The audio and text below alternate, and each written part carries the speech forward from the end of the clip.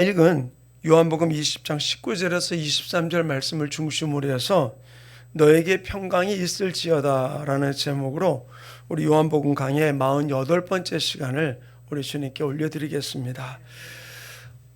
계속 우리가 요한복음을 보면서 저는 제가 요한복음 이 강의를 내가 계속해서 나갈 수 있을까, 굉장히 똑같은 얘기 반복하는 부분이 아닐까라고 염려했는데, 제가 하면서 더더욱 많이 느끼는 게 저를 많이 깨우쳐 주시는 것 같아요. 그리고 제가 하나님이 원하시는 게 무엇인지, 그리고 그 하나님의 비전 가운데 나가는 게 어떤 것인지, 우리가 아까 찬양 불렀습니다. 아버지 마음이 있는 곳에 나의 마음이 있기를 원합니다. 그러니까 아버지 마음이 있는 곳에 내 마음도 가고, 아버지 눈길이 있는 곳에 내 눈길도 가고, 그게 뭐예요? 아버지 꿈이 내 꿈이 되고 아버지 원함이 내 원함이 되는 거.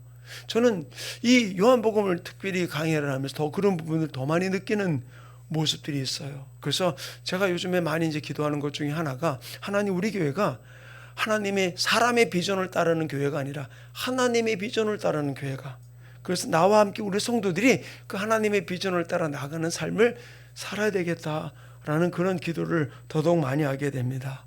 근데 우리가 지난 주일날부터 보았습니다마는 요한복음 2장이 부활장이잖아요. 예수님이 부활하신 사건이 먼저 나오고 있잖아요.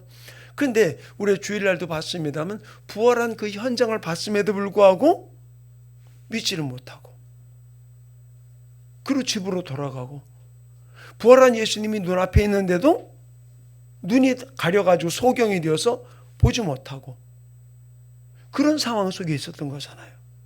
근데 마리아에게 그가 보이면서 나의 아버지가 너의 아버지고 나의 하나님이 너의 하나님이다 라고 이야기하면서 제자들 가서 이야기하라 라고 이야기한 것이죠. 자, 그리고 오늘 본문 말씀 속에서 뭐라고 시작하고 있습니까? 19절에 그랬잖아요. 이날 곧 안식 후 첫날. 이날이 무슨 날일까요? 이날 안식 후 첫날. 예수님이 돌아가신 날은 금요일 날 돌아가셨어요. 그리고 유대인의 안식일은 토요일이에요. 근데 안식 후 첫날이니까 바로 뭐예요? 주일이에요, 주일. 우리가 지금 지키는 이 주일날. 그러니까 주일날이 주님이 부활하신 날이에요.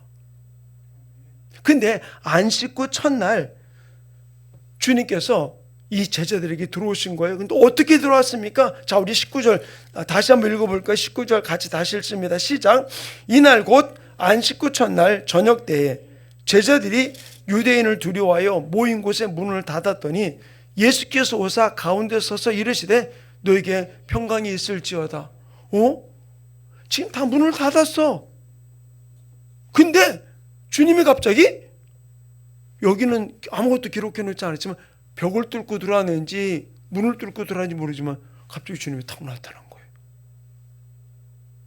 얼마나 놀랐을까요?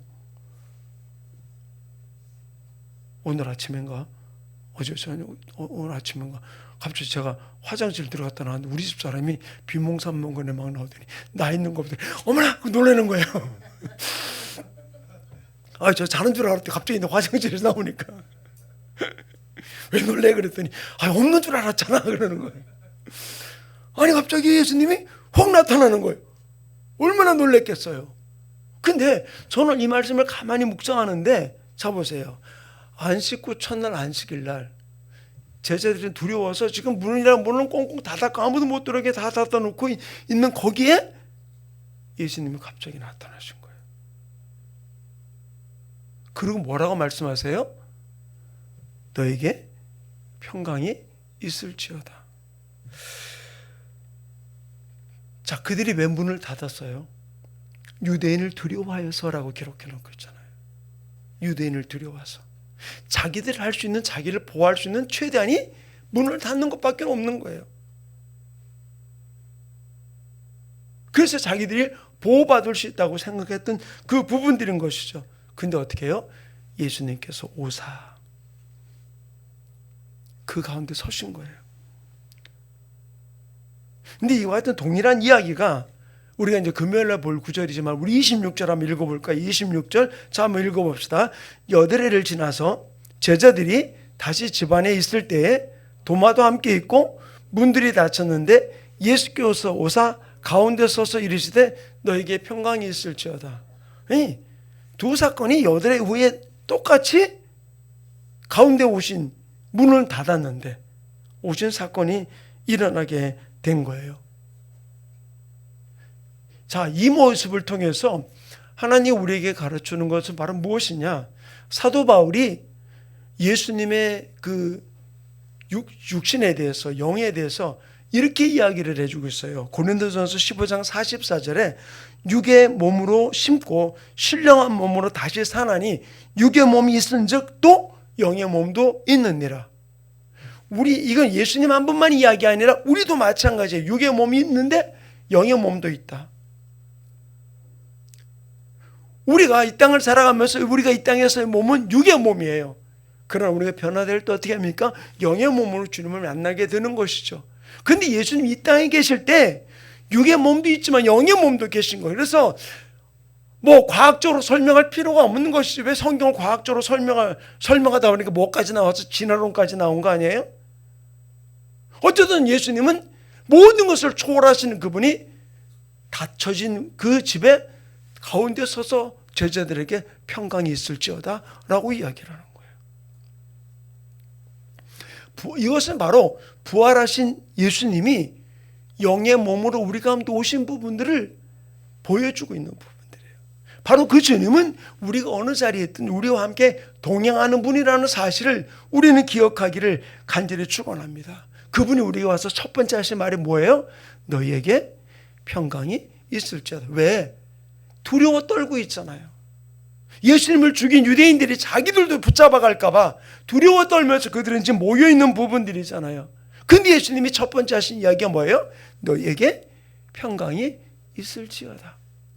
여기서 이 평강이라는 단어가 헬라어로는 에이레네라는 단어인데 이 말의 의미가 한국 국어사전적으로 본다면 평화, 복지, 번영 이런 의미를 가지고 있는데 이게 바로 헬라어에 나오는 에이레네의 뜻은 뭐냐면 적의가 하나도 없는, 그러니까 두려움이라고는 단 0.01%도 없는 그런 적의가 하나도 없는 그런 평안을 에이레네라고 하는 이 평안을 우리에게 선포하고 있는 것이죠. 너에게 이 평안이 있을지어다.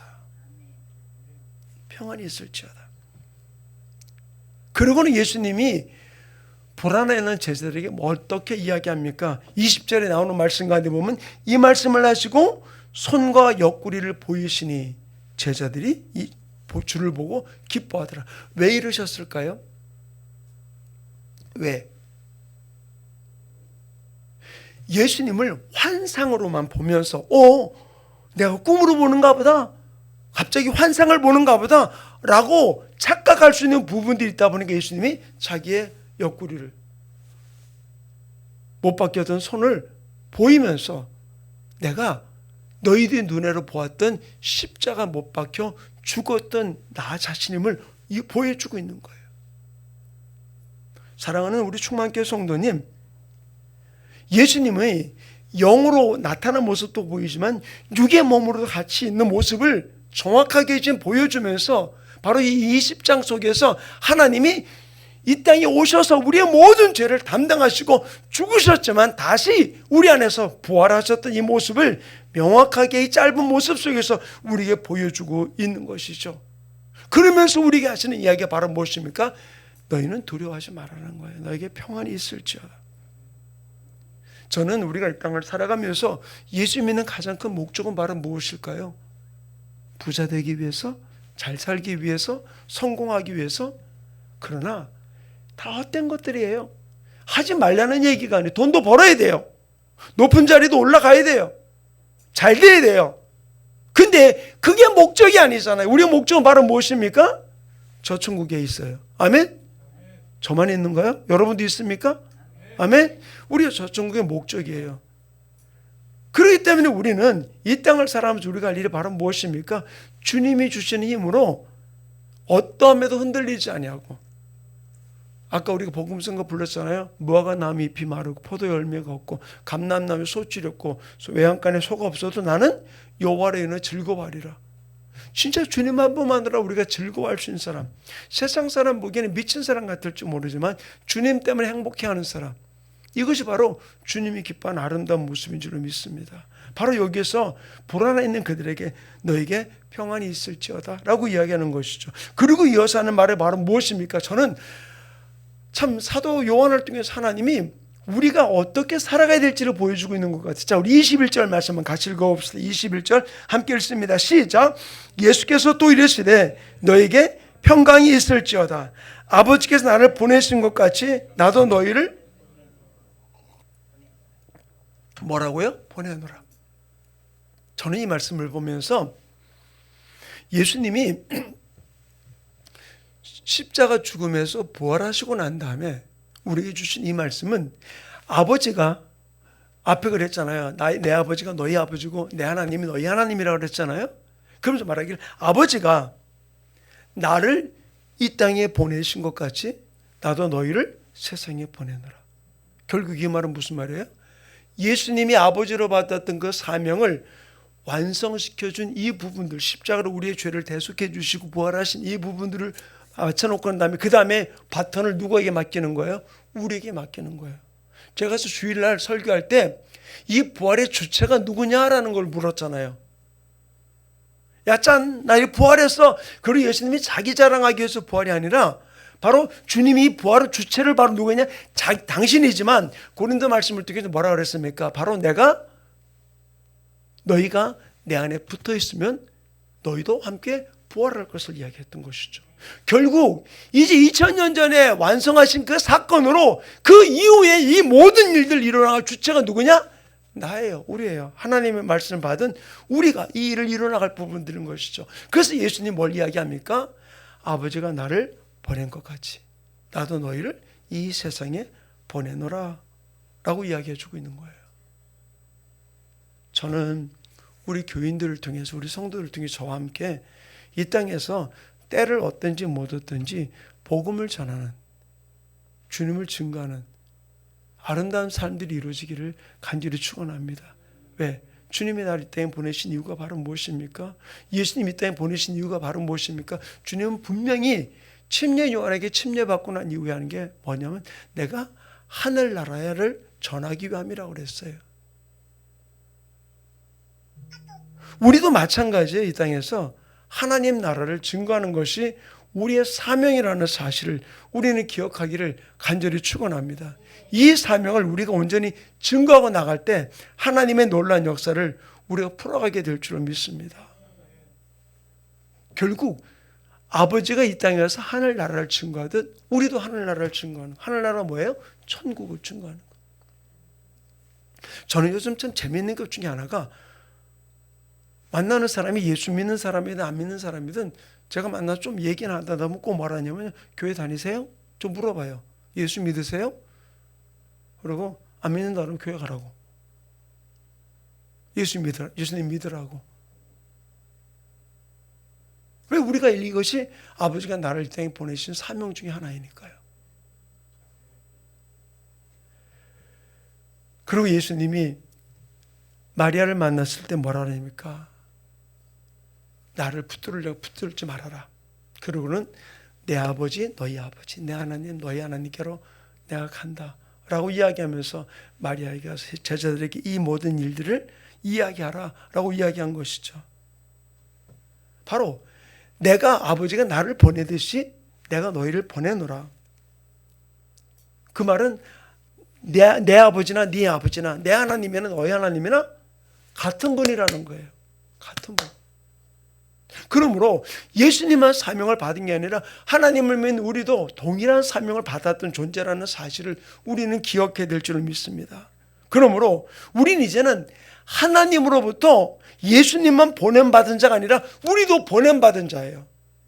이 땅에 내가 너희를 세상에 보내노라라고 이야기했잖아요. 우린 주님의 보냄받은 자로서 이 땅에서 그분이 원하시는 사명을 우리가 감당하며 나가는 이 사명의식이 우리 가운데 이루어지기를 간절히 축원합니다. 나 같은 사람이 예수 믿으라고 해서 그 사람에게 어떤 영향을 줄까? 아니요. 그런 거 생각하지 말고 복음 전해야 돼요. 암암리에 지금 우리 교회들이 기독교를 향해서 압박이 굉장히 많이 지금 다가오고 있어요. 이런 일들 앞에 우리가 할 일은 바로 무엇입니까? 그들과 타협하는 것이 아니라 우리가 그들 속에서도 예수가 우리의 구세주 된다는 사실을 당당하게 증거하는 삶을 살아가는 우리 충만케 모든 성도들 되시기를 간절히 축원합니다. 그러면서 예수님이 이 두려워하지 말라 너에게 평강이 있을지어다 아버지가 나를 보낸 것 같이 나도 너희를 보냈노라 라고 이야기하시고 난 다음에 예수님 무슨 말씀하십니까? 바로 이어서 우리 22절 말씀 같이 읽어봅시다. 22절 시작. 이 말씀을 하시고 그들을 향하여 숨을 내쉬며 이르시되 뭐라고요? 성령을 받으라. 성령을 받으라. 왜 이 말씀을 하신 이유가 무엇이에요? 이 말씀은 우리가 성령을 받아도 되고 안 받아도 되고 선택하라 이야기가 아니에요. 성령은 반드시 꼭 우리가 받아야 될 게 바로 무엇이냐? 성령 충만함을 받아야 돼요.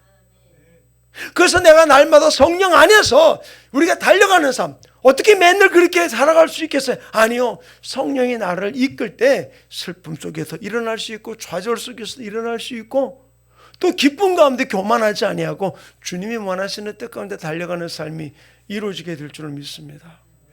우리 아까 저기 성동 형제 얘기를 하나 같이 저녁을 먹는데 자기가 어렸을 때 막 기도할 때 예수님 내가 성경에 기록되는 모든 일들을 내가 다 행할 수 있게 해주십시오. 그렇게 기도를 했대요 어렸을 때. 근데 지금 안 이루어진대. 그래서 내가 그걸 다 이뤘으면 좋겠다 그러길래 다 이루어질 거야. 근데 때가 돼야지. 만약 지금 그렇게 어렸을 때 기도한 대로 지금 막 이루어지면 어떤 일이 벌어질 것 같아. 그래서 그럼 교만해져. 교만해져. 그랬어요. 왜? 내가 준비가 안 된 상태 속에서 내가 막 손을 얹으면 귀신이 떠나고 막 모든 문제 해결 안전병이 일어나고 막 그러면은 내가 준비가 안 된 교만해질 수밖에 없어요. 내 나이가 60이 넘어도 누가 나를 이렇게 부추기면은요, 괜히 내가 이렇게 어깨가 싹 올라갈 때가 있는데, 성동이는 안 그러겠지, 그지? 사람은 몰라. 사람은 몰라. 교만이 가장 무서운 것 중에 하나예요. 교만이. 근데 예수님이 아버지가 나를 보낸 것 같이 내가 너희를 보내노라. 그리고 뭘 얘기냐? 성령 받으라. 성령 받으라. 우리가 성령의 도우심이 없이는 결코 이 땅에서 우리가 사명을 감당할 수 없어요. 성령님 나를 도와주세요. 나에게 지혜 주세요. 내가 이 문제를 어떻게 풀어갈지 주님 나를 가르쳐 주세요. 우리가 이렇게 성령님과 의논하며 나가는 삶이 이루어지기를 간절히 축원합니다. 그래서 우리가 성령님과 동행할 때 바로 그 속에서 내가 올라가지 않고 주님의 손길이 주님의 역사가 나타나게 되는 줄로 믿습니다. 그리고 제가 예전에는 2부 구절을 가지고 참 아이러니하다라고 생각했던 이 이야기를, 이 23절 이야기를 성령 받으라라고 이야기하고 난데 바로 이렇게 이야기해요. 자, 우리 한번 읽어봅시다. 23절 말씀 같이 읽어봅시다. 시작.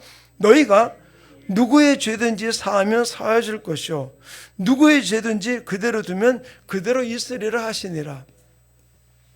이 말씀을 제가 예전에는 볼 때 맞는 얘기인데 어떤 때 이해가 되고 어떤 때 이해가 안 돼. 뭐라고요? 너희가 누구의 죄든지 사하면 사해질 것이요 누구의 죄든지 그대로 두면 그대로 두리라. 주체가 누구예요? 너희가 그랬거든. 내가. 전 이 말씀을 좀 보면서 이게 이제 캐톨릭에서는 이 너희가 누구냐면 베드로예요. 첫 번째 교황이었다고 말하는 베드로. 그 다음부터 그 바톤을 지금 이야기해서 지금까지 네오 14세인가? 거기까지 온 거 아니에요? 그래서 베드로가 천국 열쇠를 가지고 있기 때문에 교황이 하면은 모든 것이다. 그리고 교황 무호설까지 나온 이단이 된 거예요. 이단도 아니에요. 완전 사이비 이단이 된 거예요. 근데 제가 이 말씀을 준비하면서 느끼는 게 뭐냐면 여기서 말하는 왜 예수님이 요 한 구절만 이야기하는 것이 아니라 그 전 구절이 바로 무엇입니까? 성령 받으라.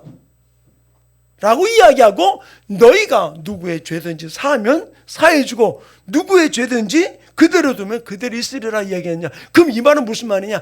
우리 개인 너희를 이야기하는 것이 아니라 성령 받은 우리들이 내 안에 성령님이 임재가 있고 성령으로 내가 가득 찬 나의 삶을 통해서 바로 이 모든 일들이 풀어줌을 이야기해 주고 있는 거예요. 결국 내가 사람을 죽이고 살리는 권한이 있다는 이야기가 아니에요.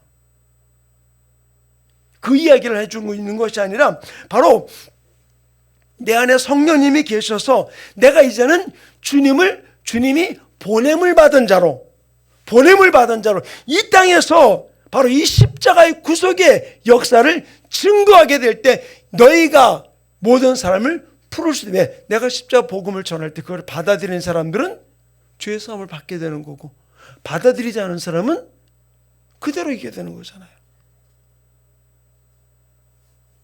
저는 이 말씀을 보면서 우리가 하나님 앞에 무지한 자가 되지 말고 내 힘이 아니라 내 안에 계신 성령님이 이런 엄청난 일들을 이루어가고 계시다는 사실을 우리는 기억하면서 너에게 평강이 있을지어다.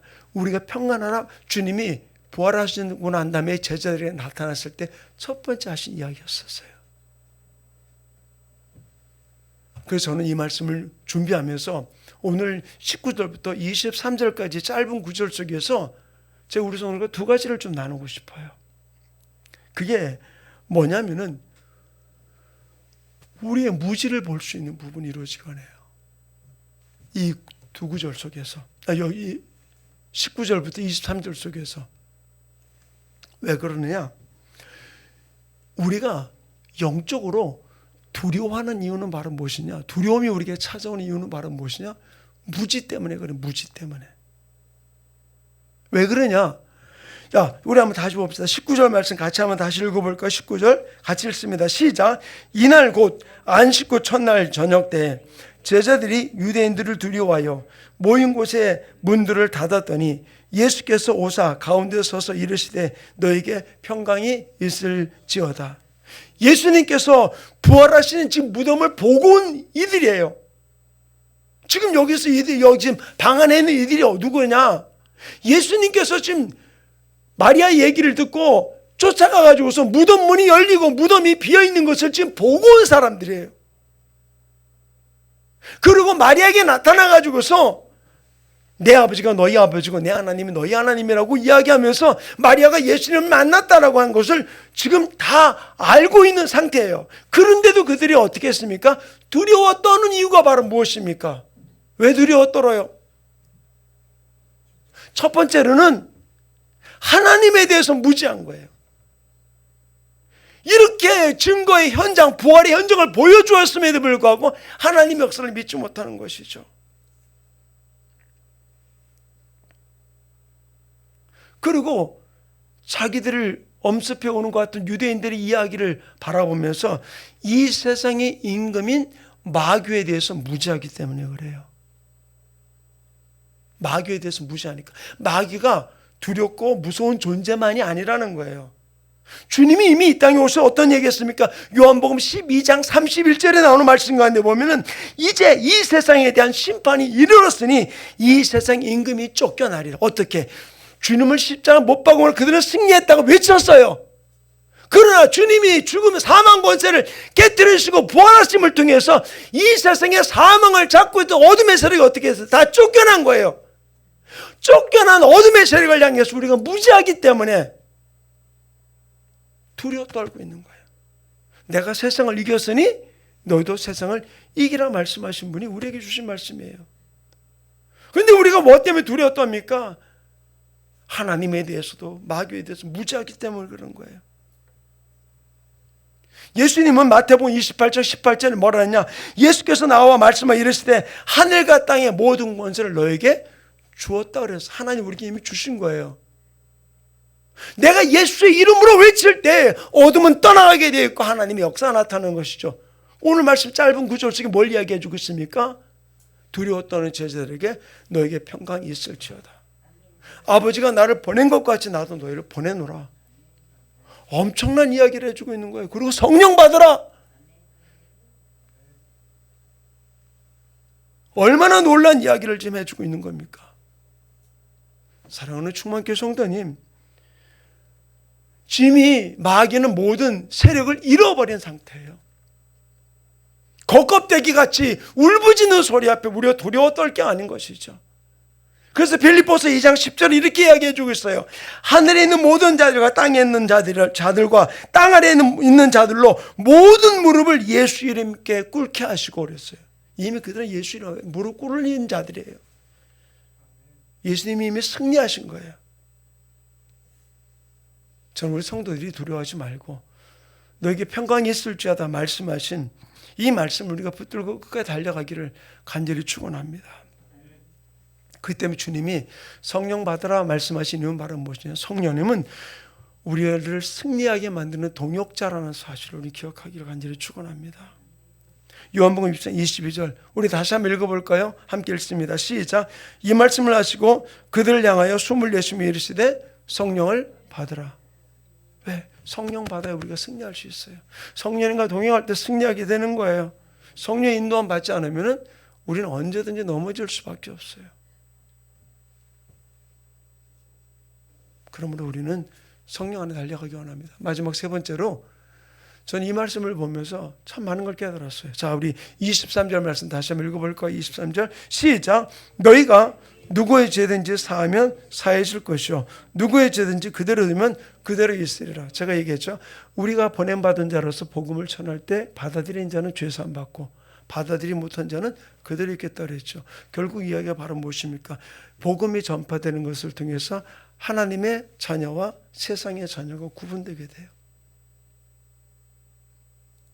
복음을 통해서 갈라져요. 다른 거로 갈라지는 게 아니에요. 네 안에 예수가 있느냐 없느냐 이걸로 갈라지는 거예요. 이 부분을 여기서 언급해 주고 있는 것이죠. 그러면 우리가 할 일이 바로 무엇입니까?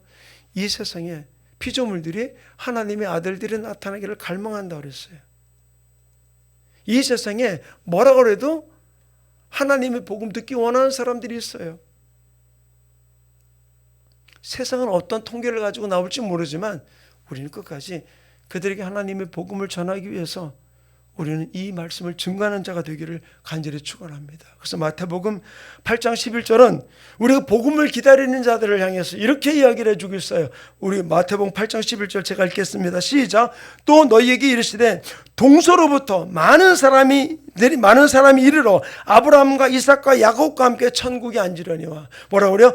너에게는 동서로부터 많은 사람들이 동서남북의 모든 사람들에게 복음이 증거되어서 그들이 아브라함과 이삭과 야곱의 그 자리에 함께 그 천국에 앉게 될 것이라고 이야기해 주고 있는 것이죠. 결국 내가 복음을 증거하고 나갈 때 동서남북 사방에 있는 많은 사람들이 하나님 복음 앞에 몰려오는 역사 일어나게 될 줄로 믿습니다. 아멘. 그러면 우리가 할 일이 바로 무엇입니까? 두려워하지 말고 주님 우리에게 평강이 있을지어다 선포하신 이 말씀을 바라보면서 염려하지 말고 두려워하지 말고 하나님의 복음을 붙들고 당당하게 예수님을 선포하는 우리 충만교회 모든 성도들의 삶이 이루어지기를 간절히 축원합니다. 절단합시다. 하나님의 비전을 가지고 하나님의 꿈을 가지고 성령님을 의지해서 달려가기 원합니다. 아멘. 내 꿈이 아니라 내 비전이 아니라 하나님의 꿈과 하나님의 비전을 가지고서 성령 받으라 말씀하신 그 성령님과 함께 동행하면서 하나님의 나라 확장을 위해서 달려가는 아름다운 하나님의 사람들에게 나를 붙들어 달라고 오늘 시간 말씀을 붙들고 주여 삼창하고 뜨겁게 동성으로 기도합니다. 주여 주여 주여